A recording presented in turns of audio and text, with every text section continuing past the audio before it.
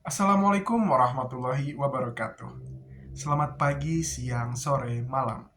Perkenalkan, saya Farin Rahmat Kurnia dari jurusan Teknologi Industri Pertanian Universitas Pajajaran dengan nomor NPM 2403102300005. Pada video kali ini, saya akan menjelaskan mengenai tugas ujian akhir semester yang telah diberikan kepada saya, yaitu mengenai perbaikan SOP untuk UKM, di mana dalam konteks ini saya memilih UKM yang berasal dari Purwakarta, yaitu Bakso Pentol Putra Mandiri.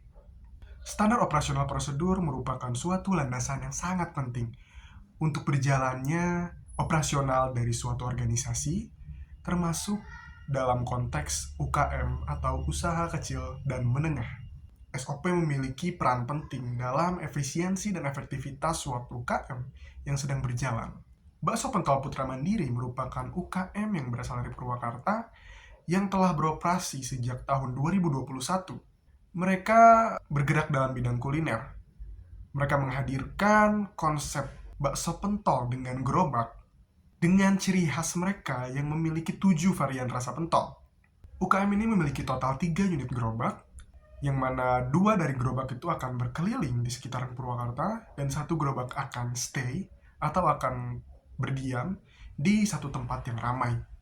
UKM ini belum memiliki suatu SOP tertulis yang jelas dan detail. Oleh karena itu, untuk menggambarkan alur operasionalnya ataupun flowchartnya, saya memerlukan waktu yang cukup lama untuk mewawancarai dan berdiskusi dengan owner dari Bakso Pentol Putra Mandiri. Pertama-tama, saya memperbaiki SOP ataupun alur operasional mengenai pencarian suppliernya. Pertama-tama, kami sudah berdiskusi dan survei supplier merupakan suatu hal yang penting. Karena itu, saya masih memasukkan ini ke perbaikan supplier yang baru. Kemudian setelah itu menghubungi supplier. Setelah kita melakukan survei ke beberapa supplier, mendapatkan beberapa nomor-nomor dari supplier-supplier tersebut, kita perlu menghubungi supplier dengan tujuan minta detail seputar bahan baku. Detail tersebut mencakup kualitas, kuantitas, dan sebagainya. Untuk kemudian, data-data yang tadi telah kita minta, detail yang telah kita minta itu untuk kita pertimbangkan ketersediaan bahan dari supplier dengan kebutuhan bahan baku produksi yang kita miliki. Karena ini untuk melihat apakah ketersediaan dari supplier tersebut itu memenuhi atau tidak untuk bahan baku produksi harian yang UKM ini miliki. Setelah itu, jika dirasa telah mencukupi, maka dilakukanlah negosiasi harga. Nah, dalam proses ini, jika tidak mencapai kesepakatan, maka kembali ke tahap awal, yaitu survei supplier, dan kemudian menghubungi supplier, dan seterusnya hingga negosiasi harga lagi. Jika negosiasi harga mencapai kesepakatan, maka yang perlu kita lakukan adalah memilih supplier tersebut. Dan untuk kemudian kita membeli bahan baku atau mengirimnya jika dalam kuantitas yang banyak. Jika setelah kirim dan setelah diterima, kita perlu mengevaluasi kualitas bahan baku yang dimana itu secara berkala gitu. Maksudnya bisa jadi supplier tersebut tidak konsisten dalam kualitasnya seperti itu. Makanya evaluasi kualitas bahan baku secara berkala saya masukkan ke dalam alur ini. Ketika kualitasnya semakin buruk, maka wajib untuk mempertimbangkan pergantian supplier. Kemudian untuk yang kedua ada SOP produksi ataupun alur operasional produksi yang telah saya perbaiki.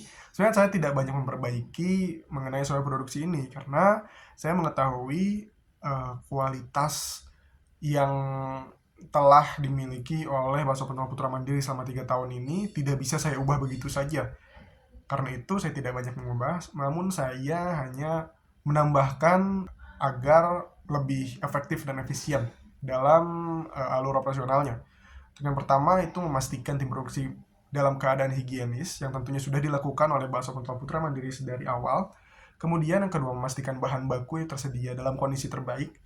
Dan yang kemudian akan dipilah dan dipilih, akan dipisahkan yang tidak layak dan yang layak, dan kemudian dicatat berapa banyak bahan baku yang tidak layak untuk kemudian bisa disampaikan ke general manager.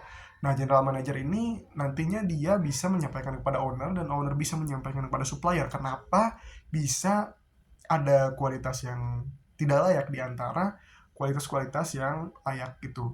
Jika kondisi bahan telah sesuai, dilanjutkan ke penyiapan peralatan produksi, melakukan proses pengadonan, pengolahan, juga pemasakan, Kemudian dilanjutkan ke pengecekan produk jadi. Jika ada yang tidak sesuai dengan standar kualitas yang dimiliki, maka dipisahkan, kemudian dicatat juga, dan kemudian disampaikan atau dilaporkan ke General Manager untuk kemudian dijadikan evaluasi ke depannya.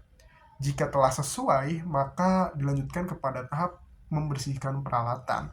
Kemudian selesai di sana, yang nantinya akan dilanjutkan ke shopee pedagang, karena nantinya setelah dari sini owner yang akan mengantarkan langsung bakso-bakso tadi ke cabang-cabang dari pedagangnya. Kemudian kita masuk kepada alur operasional pedagang atau penjual, di mana pada tahap awal pedagang atau penjual ini menunggu produk sampai ke tempat mereka berjualan, sampai ke cabang mereka, sampai ke gerobak mereka.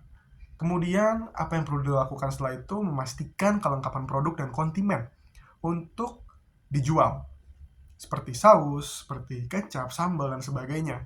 Itu dipastikan dalam kondisi terbaik seperti itu.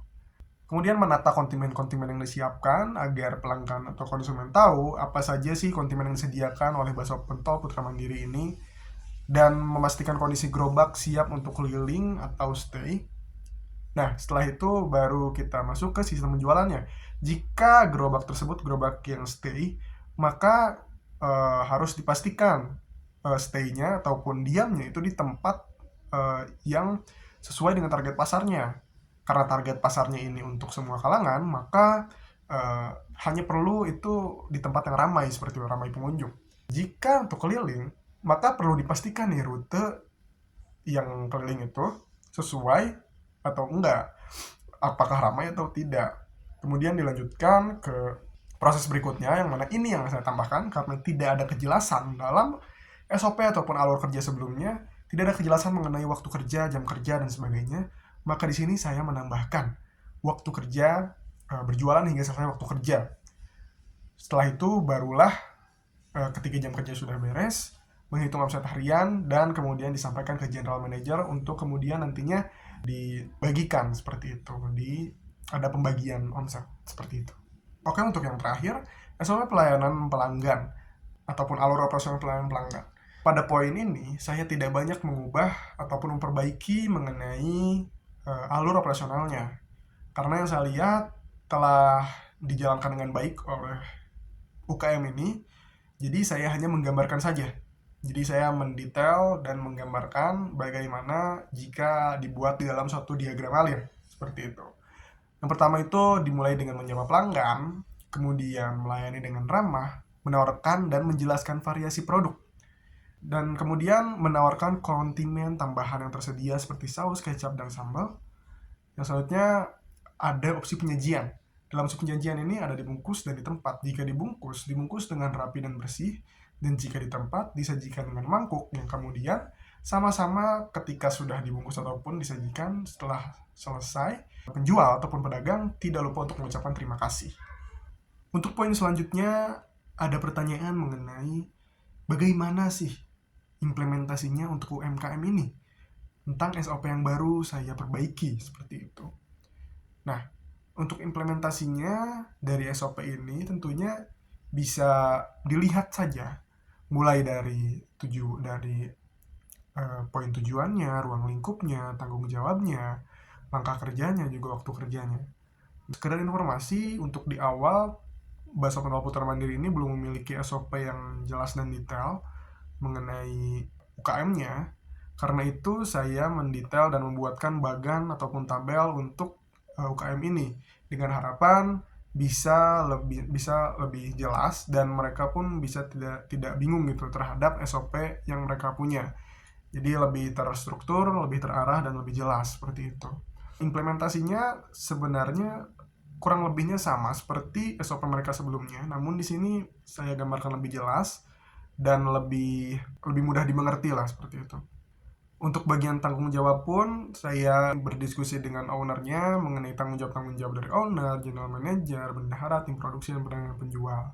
Karena menurut saya hal-hal seperti ini tidak bisa saya ubah, karena jika saya ubah berarti saya mengubah strukturnya. Makanya saya tidak banyak mengubah, saya hanya menjelaskan saja pada tabel yang saya buat, seperti itu.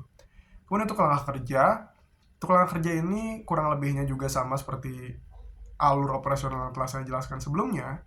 Namun pada langkah kerja ini saya jelaskan secara tertulis dan saya menjelaskan juga siapa yang bertanggung jawab atas itu. Siapa yang menjalankan langkah kerja itu.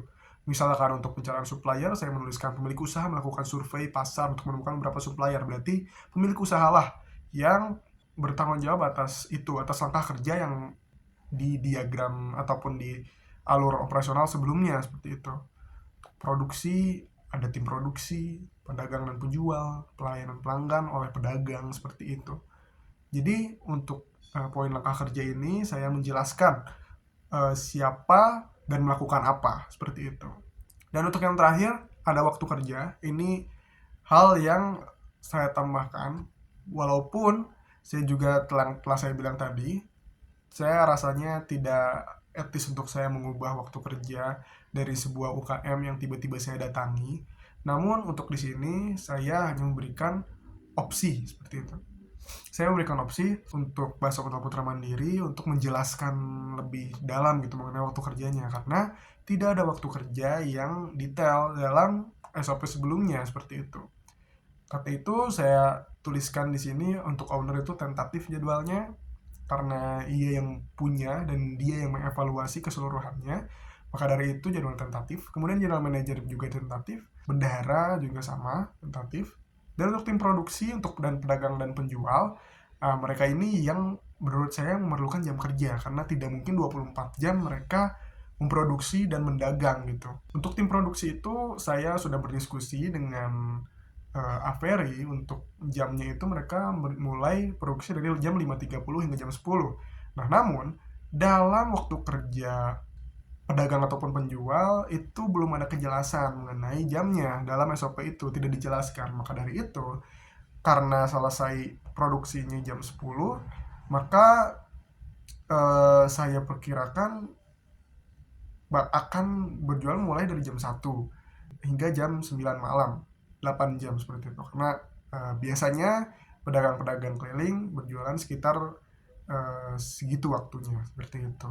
Kenapa jam 1? Karena saya mempertimbangkan proses distribusinya dan sebagainya, di mana ada 3 cabang dan yang mengantarkannya langsung hanya owner saja.